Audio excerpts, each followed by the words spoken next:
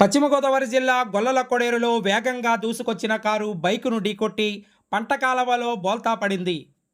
ఈ ఘటనలో ఇద్దరికి తీవ్ర గాయాలయ్యాయి. వివరాల్లోకి వెళితే పశ్చిమ గోదావరి జిల్లా ఉండి నియోజకవర్గం పాలకోడేరు మండలం గొల్లల కొడేరు గ్రామంలో శనివారం రోడ్డు ప్రమాదం చోటు చేసుకుంది.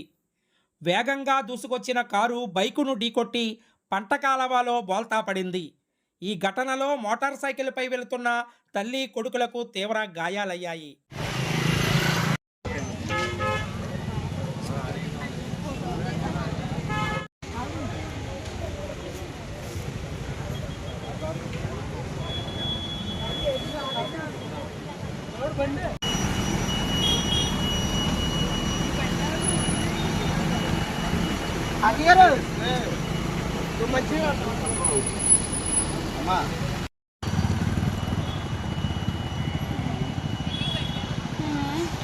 Entar